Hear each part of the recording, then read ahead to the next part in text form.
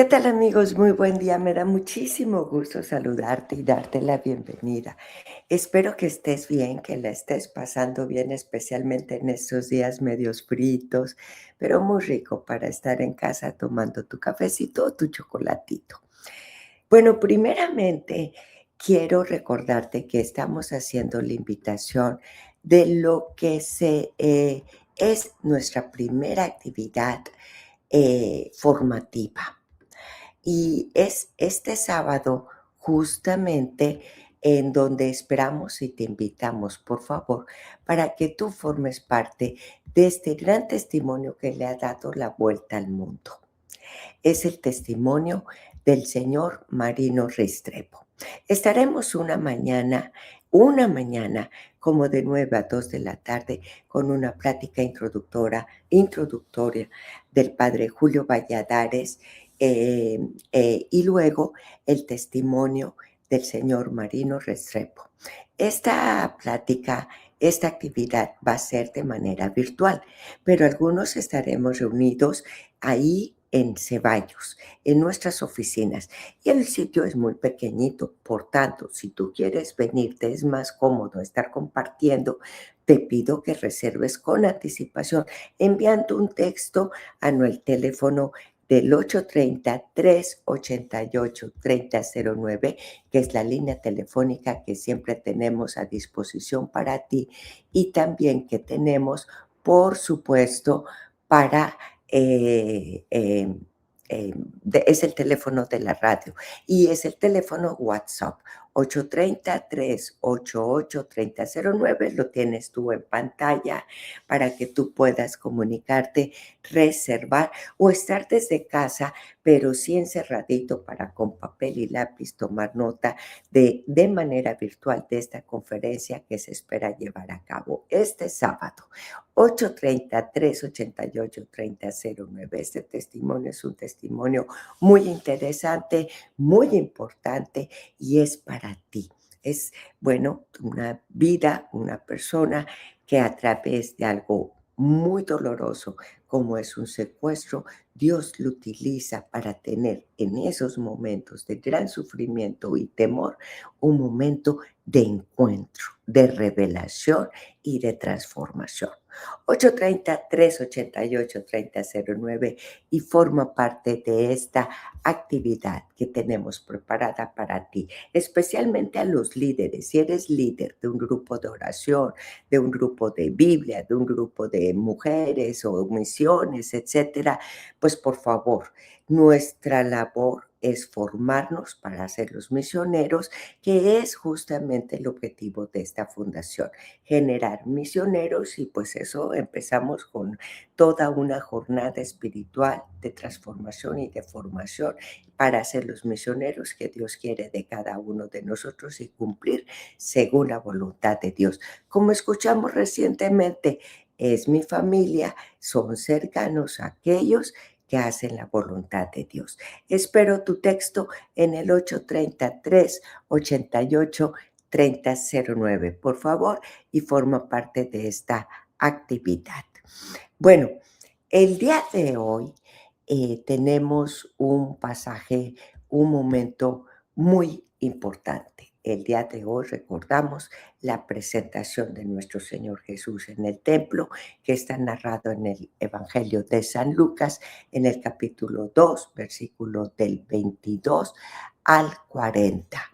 Nuestro Señor, la presentación del Señor en es el día de hoy en el Evangelio de San Lucas. Y vamos a revisar un poco de qué se trata este pasaje. Así que, como siempre les he dicho, católicos despiertan, tu Biblia, tu papel y tu lápiz. ¿Estamos listos?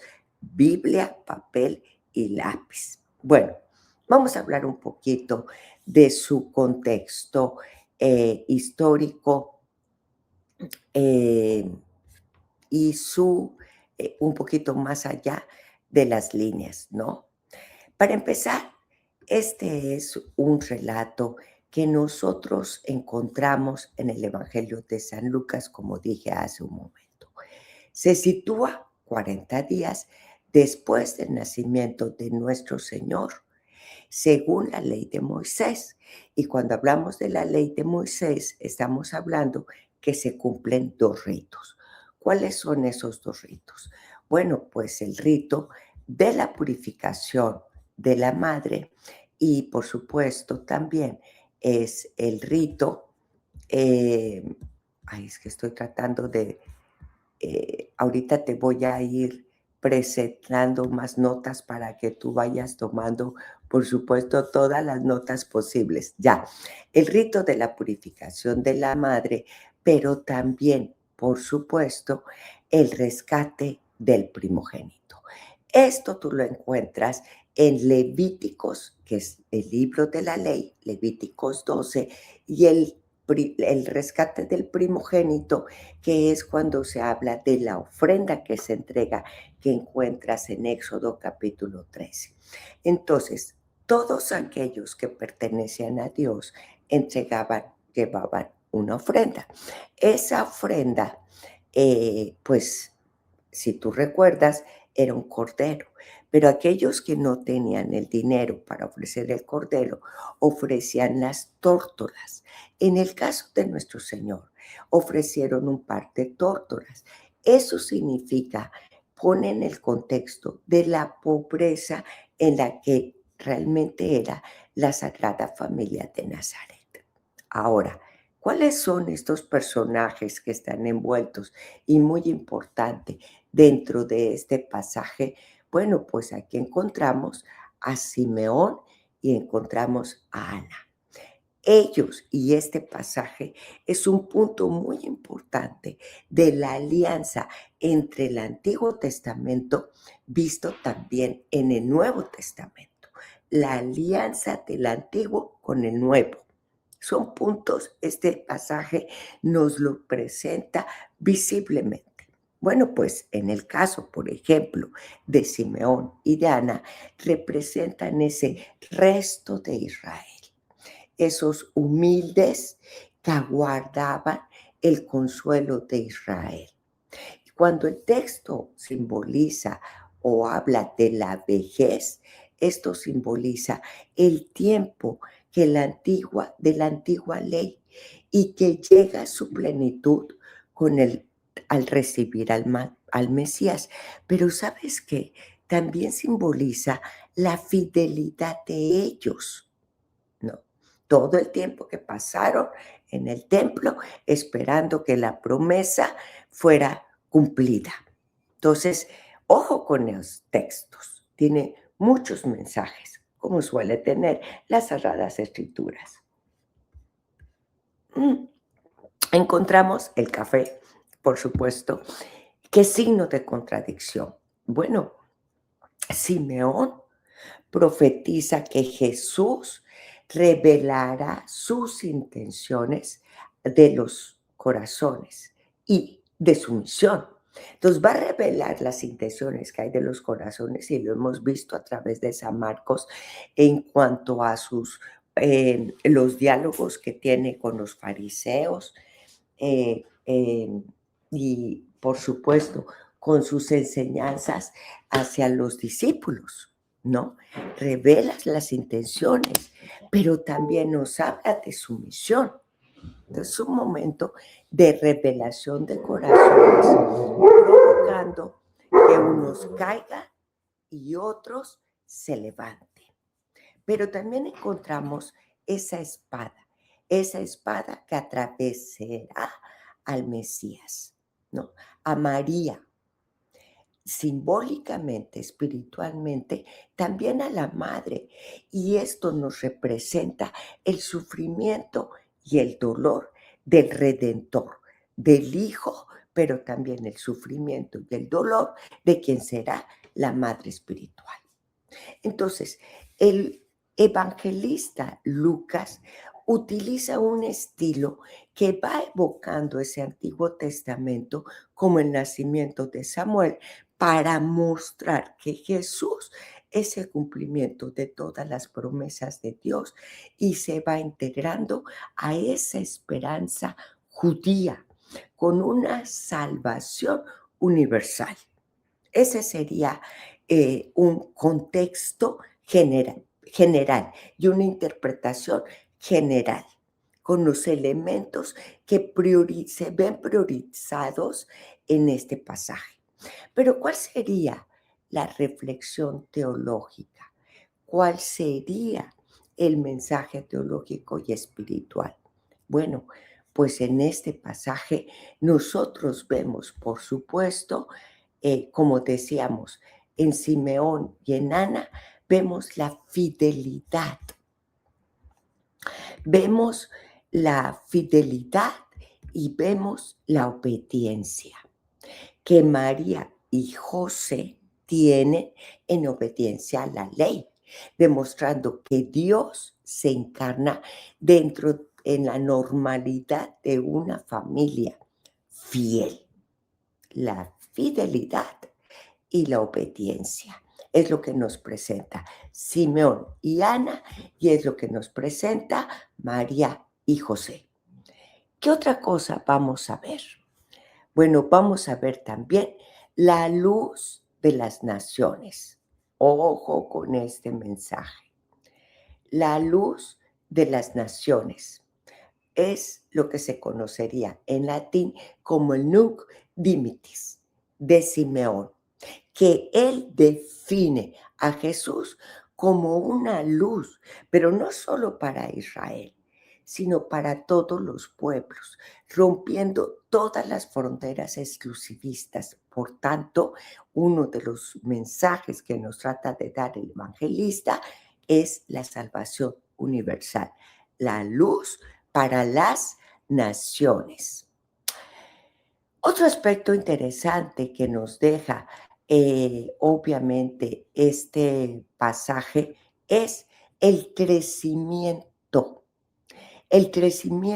humano. En el versículo 40, en el último versículo de este pasaje, subraya que Jesús crece en sabiduría, en gracia, validando la importancia del crecimiento humano, del desarrollo humano, pero también del desarrollo espiritual en nuestra propia vida.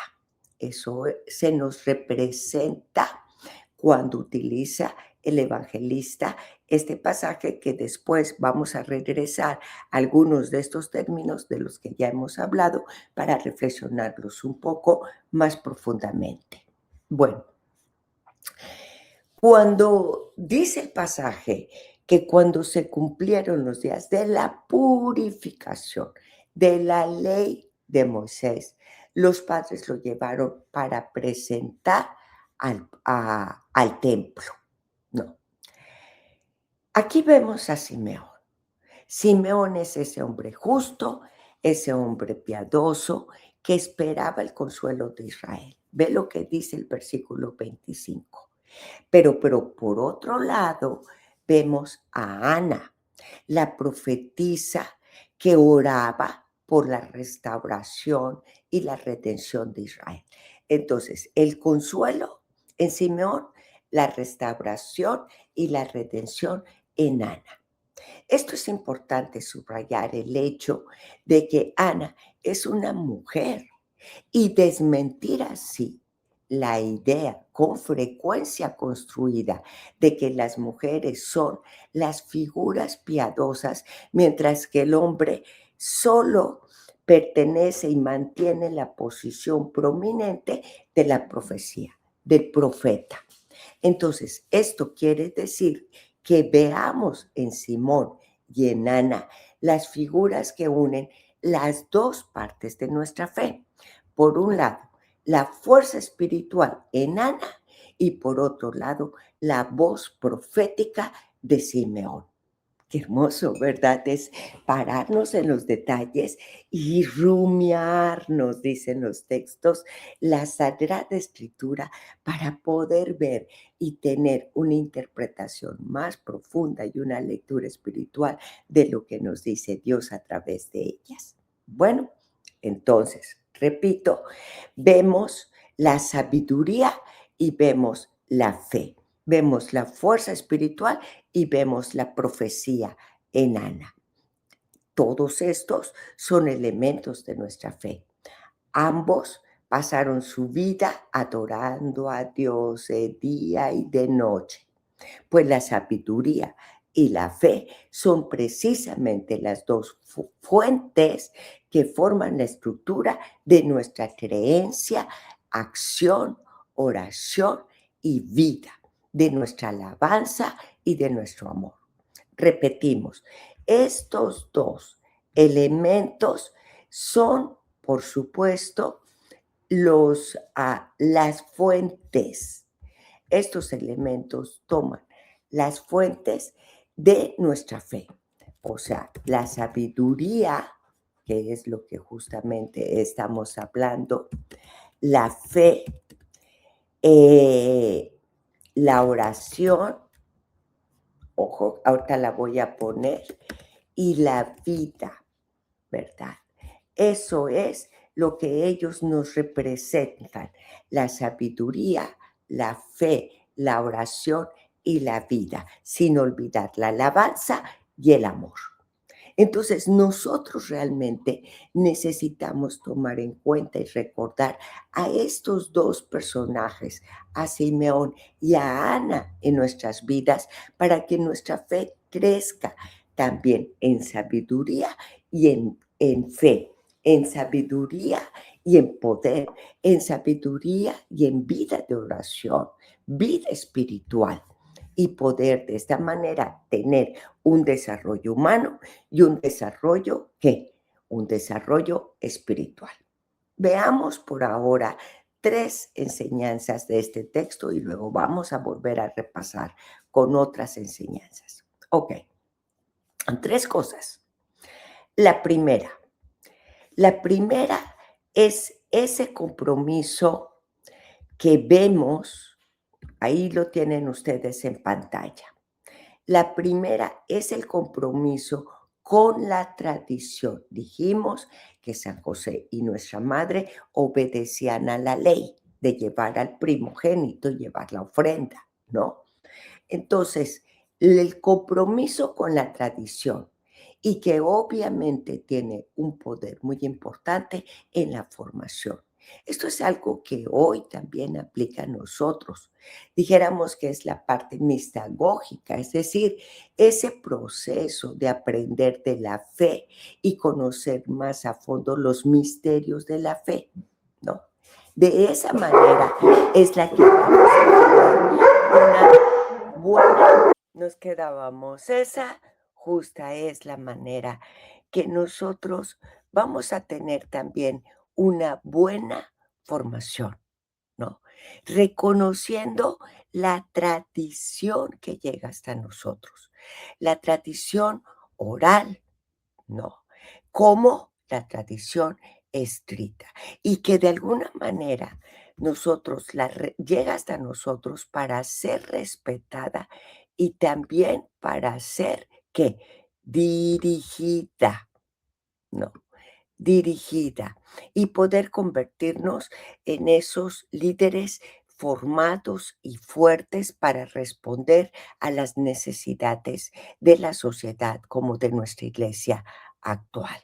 Podemos nosotros trabajar para estar creando mejores comunidades. Bueno, la segunda enseñanza es la alabanza. Ojo, anotar la alabanza. Bueno, pues la respuesta de Simeón y Ana fue que una alabanza, gozo, paz. Recordamos la salvación, dijimos, la redención y restauración y por supuesto el consuelo del pueblo, ¿no? Cuando Simeón ve a nuestro Señor Jesús, proclama, han visto mis ojos tu salvación, ¿no? La luz para la revelación de los gentiles y la gloria para el pueblo de Israel. Está en los versículos 30 y 32. Qué bonito. Han visto mis ojos la luz para la salvación. ¿Te imaginas que nosotros estas palabras las hiciéramos nuestras y pudiéramos decir también de la misma manera como Simeón? Ha visto mis ojos la luz de la salvación, el consuelo, ¿no? Y poder alabar a Dios de la misma manera. Entonces ve a Jesús. Cuando Ana ve a Jesús, decía yo, comienza también a alabar a Dios. Y él dice que llega ese niño que todos buscaban, en el versículo 38. Bueno, esto aplica a nuestros días, porque la posibilidad de ver a nuestro Señor, o es decir, la presencia de Jesús, nos invita y nos brinda la posibilidad de cambiar nuestro propio espíritu. La presencia de nuestro Señor tiene ese potencial de cambiar al mundo entero, las naciones, dijimos, ¿no? Pero empezando por el consuelo, por la luz y la redención y restauración que nos brinda.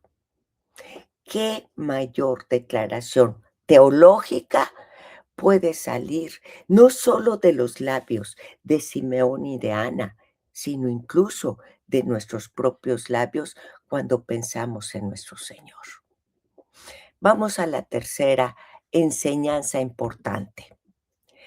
En la tercera, vemos el hecho de que Jesús creció en un ambiente en el que recibió la tradición, en el que se acostumbraba la alabanza.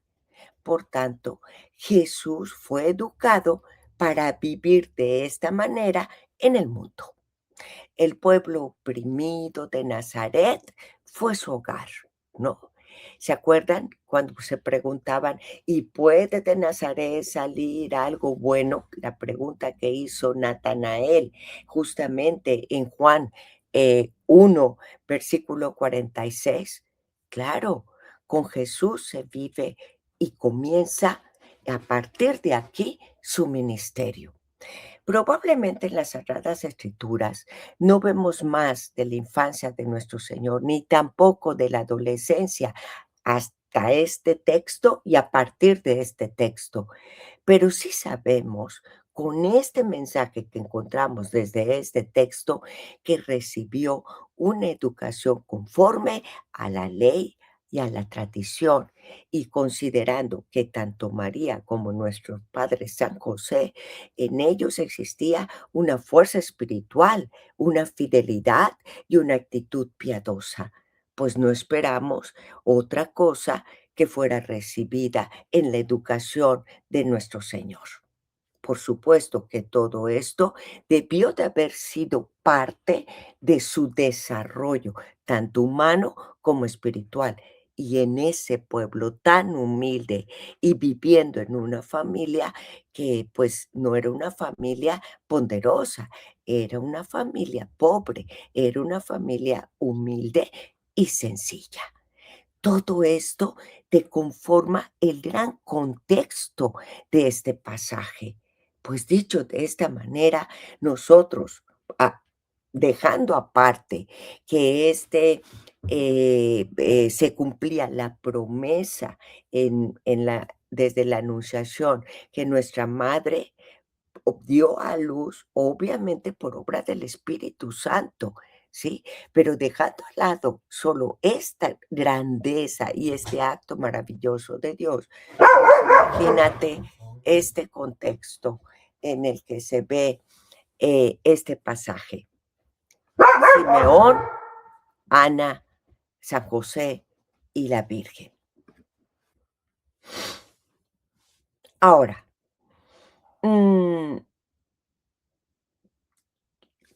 ¿cuál es el contexto en el que nosotros nos ocupamos para ofrecerles a nuestros hijos hoy? ¿Cuál es el ambiente? ¿Cuál es la atmósfera? Decíamos Simeón, Ana, y luego, así como Simeón, justo, piadoso, Ana, alabando a Dios, adorando al Señor día y noche, en San José, justo, en nuestra Madre, la Virgen, piadosa, ¿no? Consagrada a nuestro Señor. Es lo ambos, obedientes y fieles. ¿Cuál es el contexto que le ofrecemos a nuestros hijos? ¿O es que acaso la tradición que ha llegado hasta nosotros, oral o por escrito, la hemos olvidado? No la hemos perseverado, no la hemos mantenido y no la hemos defendido, no la hemos transmitido o quizás la hemos olvidado. Fíjate, mantenido, transmitido, vivido. Qué reto tan grande todavía nosotros tenemos para poder responder en nuestra vida de fe y espiritual como familia católica a las necesidades de la sociedad. Que cuando se vive, estamos viendo los frutos. Nos habla de un pueblo restaurado, redimido y consolado. Bueno, de la misma manera como Simeón y Ana, nuestros ojos o la presencia de Dios en nuestra vida debiera de convertirse en una alabanza, en una oración y en el gozo, y debiera de estarse transmitiendo a los demás. Triste es que en todos los recursos que nuestra iglesia y nuestra fe tiene para poder desarrollarla, muchos de nosotros la olvidamos. Nos mantenemos totalmente fuera de, o no la mantenemos, o no la alimentamos, o se nos olvida la oración, o se nos olvida las sagradas escrituras, inclusive cuando es en ellas todo un camino de perseverancia, de fe y de amor. Acuérdate que Lucas además es evangelista y en este evangelio es el evangelio de la misericordia. Es donde vemos al Señor actuar y los encuentros que tiene con aquellos más débiles, enfermos, oprimidos, rechazados, como hoy muchos hombres en nuestra sociedad. Y nosotros pudiéramos ser justamente ese toque de este evangelista para los demás, recordarles con nuestros actos, con nuestra alabanza, con nuestra oración, que el Señor es la luz, la fe y la misericordia, es el consuelo y la redención para nuestras vidas. Muchos con este concepto se verían esperanzados con este actuar, se verían motivados, pero, ¿por qué muchos de nosotros católicos nos detenemos o seguimos sin crecer ni humana ni espiritualmente y actuamos y seguimos actuando de la misma manera aunque el Señor se ha presentado en nuestros días? La tristeza no solo nos cobija a nosotros, sino a la iglesia en general, porque este mensaje no llega a los pueblos, empezando con nuestra propia comunidad. Y la comunidad de lo que estamos hablando aquí es de la atmósfera donde vive y crece nuestro Señor. Es su casa y es su comunidad, es su hogar, su familia y es su templo. Así nosotros, es nuestra familia, nuestro templo, nuestra iglesia, nuestra comunidad. Es nuestro contexto, nuestra atmósfera, nuestra tradición y se respira nuestra fe en Dios. Nuestros hijos lo respiran, nuestro matrimonio, nuestra familia respira esa atmósfera de fe y de vida, de oración o vida espiritual. Esto ya nos hace un llamado muy fuerte para nosotros el día de hoy.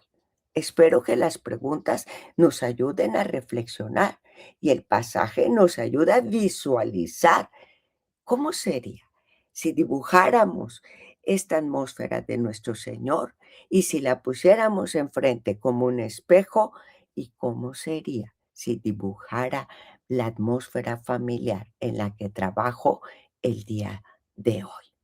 Bien, pues eh, vemos entonces dentro de esta atmósfera justamente la historia de la sencillez. No hay miedo, solo hay que hacer lo que tenemos que hacer, ¿no? Si nosotros nos fijamos en el Evangelio de San Mateo con el Evangelio de San Lucas, bueno, San Mateo recoge los grandes temas también de la obra lucana, pero vamos a fijarnos en 3 temas importantes de San Mateo y de la obra de San Lucas. Primero, la presencia de la ley y del Espíritu. ¿Te diste cuenta? Fueron fieles y obedientes a la ley, pero también a su fe. Alababan, adoraban, fidelidad. Vamos a ver la salvación universal. Lo dice en esta obra, en este pasaje. San Lucas presenta que el Redentor y la salvación es para todos. Por tanto, vemos la salvación universal, pero vemos también el tercer aspecto, testimonio y rechazo. No, son contrastes entre la ley y el espíritu. La ley siempre aparece relacionada con María, José y Jesús, mientras que el espíritu, en este caso, lo vemos relacionado en la persona de Simeón. La Sagrada Familia se somete al Antiguo Testamento y lleva a cabo todas las prescripciones, como el caso de la prescripción de la purificación de la mujer después de dar a luz. Eso nosotros lo encontramos en el Antiguo Testamento. Si ustedes se van, por favor, voy a poner la cita. La cita es Levíticos. ¿Te acuerdas que hace un momento hice mención de Levíticos, que es el libro de la ley? Bueno, ¿qué te parece si te voy a poner la cita ahí al frente para que ustedes la vean? Y vamos a revisar Éxodo también, que hace un momento también hice la mención de Éxodo, que son el libro de la ley. Bueno, vamos a revisar. A ver, imagínate que nosotros en este momento vamos a ver Levíticos 12, ahí lo tenemos al frente, Levíticos 12 y capítulo 12, versículo 28. Levíticos 12, capítulo 28, nos dice, Yahvé habló a Moisés diciendo, perdón, espérame, versículo, dije 28, ¿verdad? Mm, a ver, dije capítulo 12, versículo 28. Sí, el capítulo 12 aborda las leyes de la purificación. Si nace un niño, la madre se considera impura durante 7 días y pasa 33 días más de purificación. Eso haría un total de 40 días. Se dice según la ley que si la niña, que, perdón, si el bebé es niña, la impureza dura 14 días y la purificación 66. O sea, estamos hablando de 80 días, ¿no? Ahora, eso es la purificación de la mujer después del parto. Entonces, la Sagrada Familia lleva la prescripción del Antiguo Testamento, pero también la que tenemos en Éxodo 13, capítulo 12, 13. Si van ustedes, por favor, Biblia, papel y lápiz. Lo decimos siempre que iniciamos el programa. Si ustedes se van a Éxodo en el capítulo 13, versículo 12, versículo 13, se trata de la purificación que de Jesús, del niño nacido, del primer, la ofrenda del primer niño. No, muy bien. Bueno, entonces es la ofrenda del primogénito. Eso es de lo que trata el libro del Éxodo. Bueno, eh, Simeón es movido por el Espíritu Santo. Bueno, pues realmente también el evangelista, lo dije hace un momento, está de aquí uniendo lo viejo y lo nuevo. Los está entrelazando. Es decir, trata de mostrar no solo que el Señor es el Mesías esperado, sino también la continuidad de la promesa, el centro del tiempo que tiende la ley y que lo despliega el Espíritu Santo cuando el Señor Jesús es presentado en el templo y recibido por Simeón y Ana. No, qué interesante. Lo viejo y lo nuevo se entrelaza. Es la continuidad de la promesa. Es el centro del tiempo que obedece a la ley. María, José y el niño son acogidos en el templo, en ese centro de la vida judía, la vida religiosa judía. Simeón y Ana están representando la antigua alianza. eh, y personifican a los judíos fieles que están esperando la salvación y que están esperando esa liberación definitiva. ¿En donde la van a encontrar? En nuestro Señor Jesús. Fíjense cómo el anciano recibe al niño. Entendemos que es en sus brazos. Esto es, lo ve y lo acoge. Y observen cómo Ana proclama la liberación que comienza a realizarse. Lucas está diciendo esto para recibir ese mensaje cristiano. Él apunta que va a haber un desarrollo también algo que empieza y que va a desarrollar a lo largo de todo su evangelio. ¿Cuál es? La salvación universal o la universalidad de la salvación.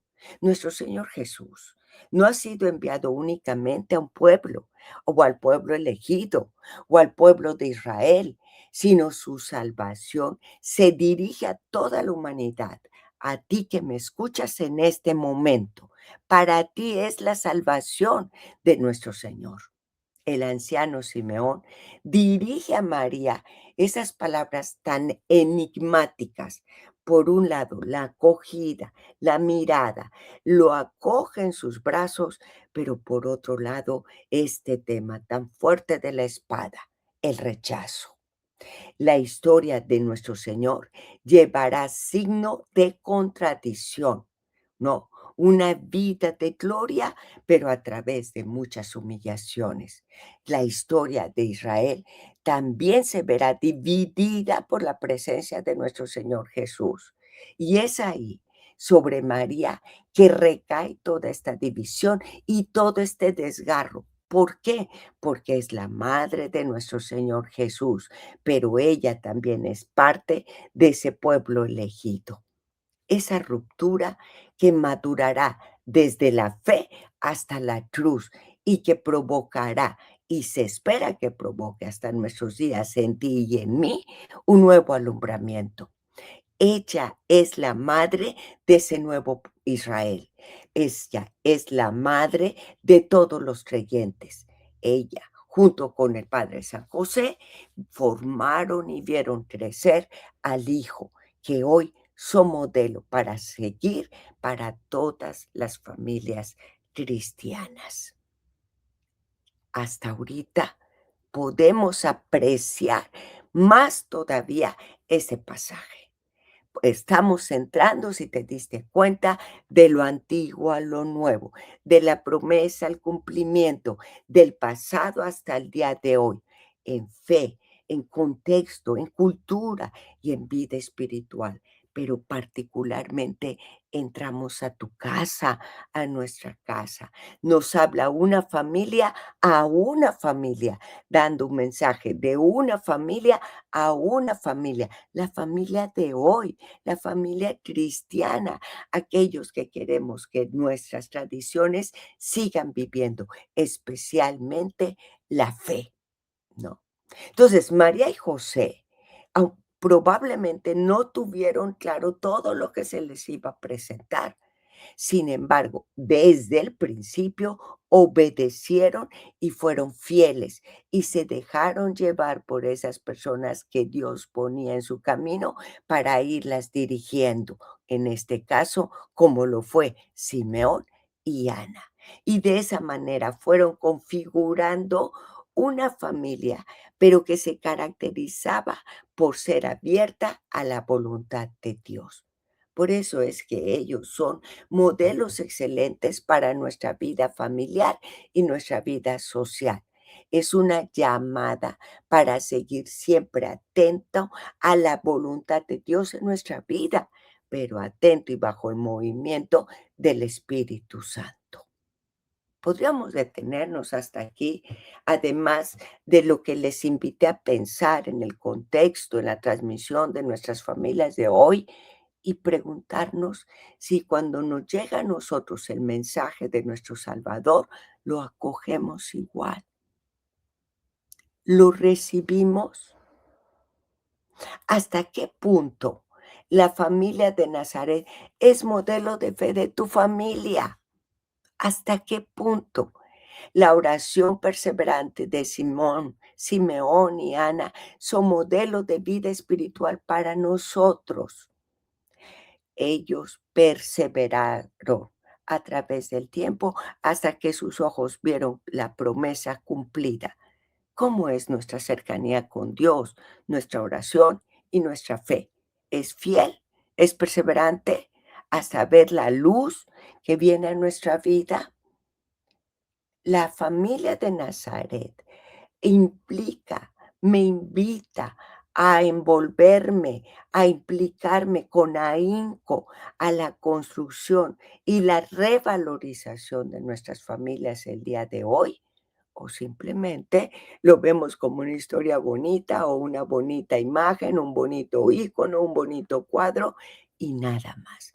De lo contrario, estas lecturas no tienen sentido para nuestras vidas, aunque son realmente muy importantes y son inspiradoras para darnos el movimiento a la voluntad de Dios hoy en nuestra vida. ¿A qué me compromete este pasaje? ¿Qué me pide Dios en este pasaje? ¿Cuáles son los roles, el mensaje de estas figuras centrales? Simeón, el hombre justo, piadoso, que espera el consuelo. Ana, la profeta que personifica la devoción constante y la proclamación de la redención. ¿A qué me invita? No. Tomen ustedes en cuenta. Ahora vamos a otro tema, la espada. Bueno, aquí estamos viendo que esa espada no es simplemente un elemento espiritual. Lo vimos en la cruz, pero espiritualmente lo vimos en el corazón de la madre, ¿no? Y esta espada, una espada atravesará, tiene tres significados. El dolor del Calvario. San Juan Pablo II decía que la profecía revelaba que María también iba a tener una obediencia de fe en el sufrimiento, permaneciendo al lado del Salvador sufriente.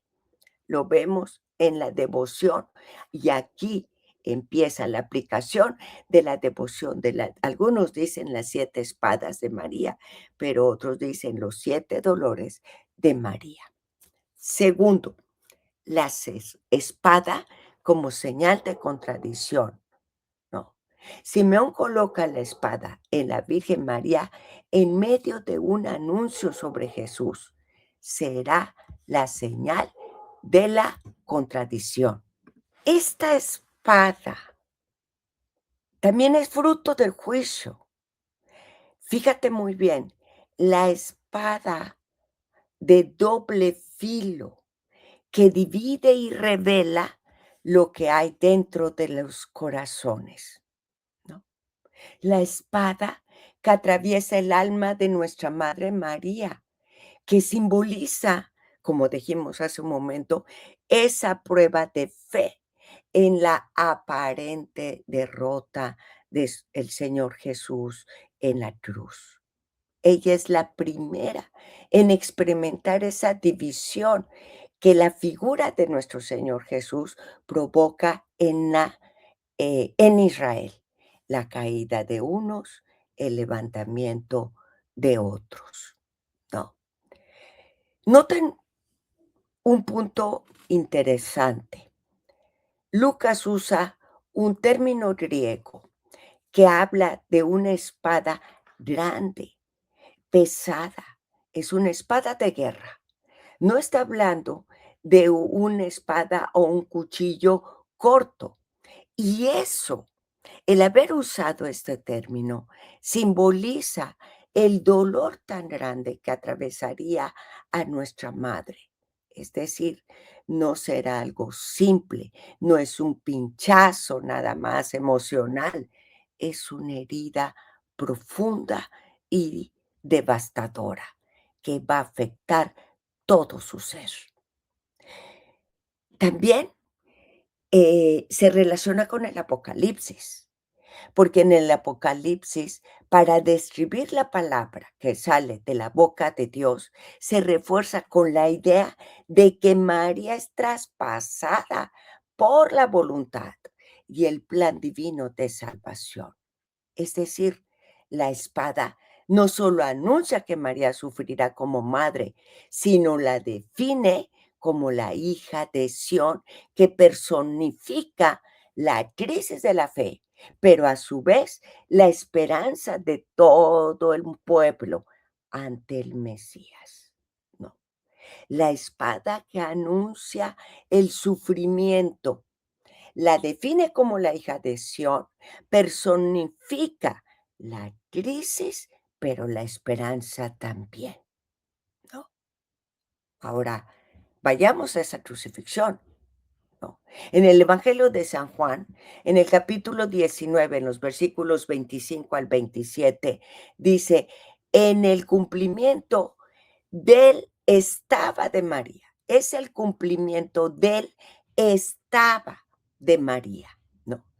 Mientras Lucas ubica la herida, en Juan se describe toda la ejecución en esa estancia, en esa oración, en esa sentencia.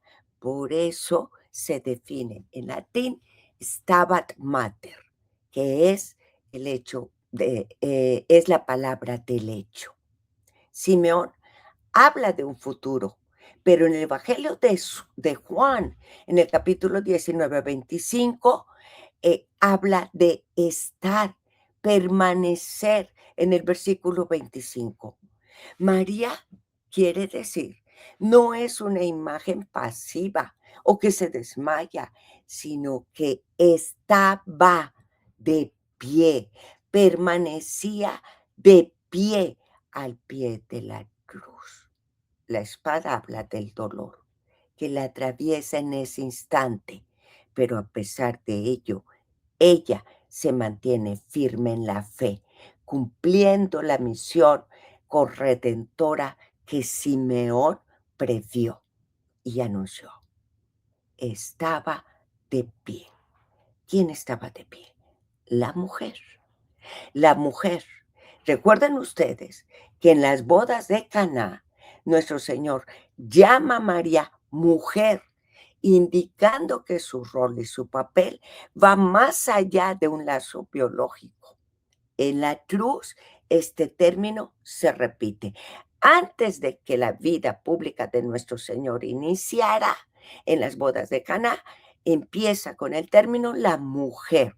Mujer, no ha llegado aún mi hora, pero en la cruz termina en la vida de nuestro Señor con el término mujer. La mujer que intercedió por él más allá de lo biológico y por los demás, y la mujer que permanece de pie con él, más allá de lo biológico e intercediendo y ofreciéndose en su dolor y en su sufrimiento también por los demás. Mujer, ahí tienes a tu hijo. Es ese dolor místico.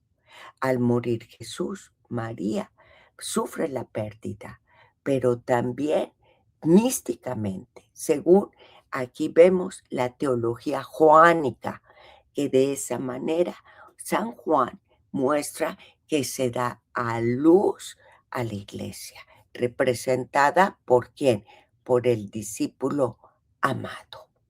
Luego se plasma esa visión físicamente, el traspasado, pero el traspasado en María espiritualmente.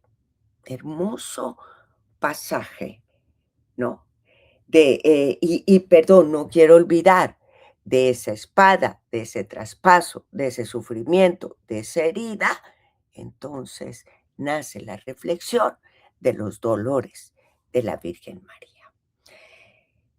Quiero terminar con esta imagen. Fíjense cómo nosotros hemos ido desde la presentación hasta la cruz, desde la presentación hasta la cruz.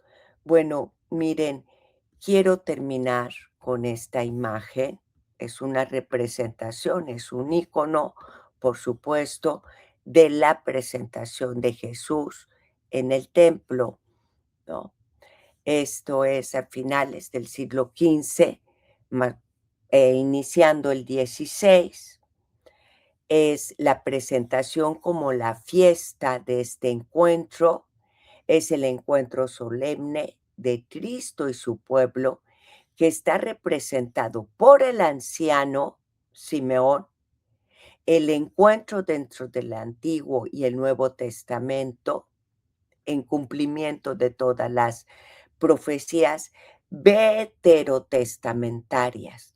Cristo en el templo de Jerusalén, aquí lo ven, que era signo de su cuerpo, morada de Dios, la ancianidad de los dos que lo reciben, Simeón, atrás Ana, que representan el Antiguo Testamento frente a esa novedad juvenil de la plenitud en la figura del divino niño, ¿no?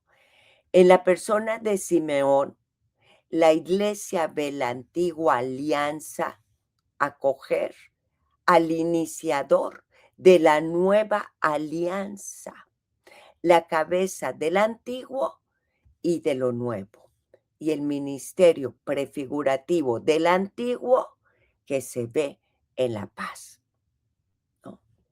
En este icono eh, no hay un tratamiento sentimental, es muy, vemos la figura del niño Jesús, ya representado como el Señor y Redentor, miren, miren, alrededor de su cabecita como una aura, los dos personajes centrales inclinados en la contemplación y adoración del niño que la madre ha confiado al anciano, ¿no? Simeón está representado de pie sobre una grada, miren, es la vestidura verde, porque sobre una grada está representado como si fuera un sacerdote. Miren en sus brazos a Jesús, pero lo sostiene, observen este detalle, no se ven sus manos, con las manos cubiertas. ¿Por qué con las manos cubiertas? Porque es signo de veneración y de respeto. Se trata de una persona preciosa, esperada, deseada por siglos, ¿no? Más atrás, miren esto, alrededor de la cabeza también, está Ana, atrás la figura de la mujer, también con esta aureola, Ana con el dedo señalando, simboliza la humanidad que esperaba la salvación, pero que ahora contempla al Salvador, llena de estupor y gratitud, ¿no? hablaba, dice, hablando de él, a cuantos esperaban la salvación. Esa aureola acompaña arriba la cabeza de la Virgen, de manto, aquí representado con un manto rojo, y atrás San José, también con esa aureola atrás de la Virgen. Un cuadro muy hermoso que nos ofrece la iconografía religiosa, dije, del siglo, creo, quinto, ¿verdad? Dije, ya casi iniciando el siglo XVI. Muy hermosa esta imagen. Bueno, pues con esta imagen yo me despido. Interesante, no solo la presentación, muchas preguntas al aire. ¿Cuál es mi reacción y qué hace en mí la presencia de Jesús? Es luz para mi vida, que termine mi alabanza, en mi oración.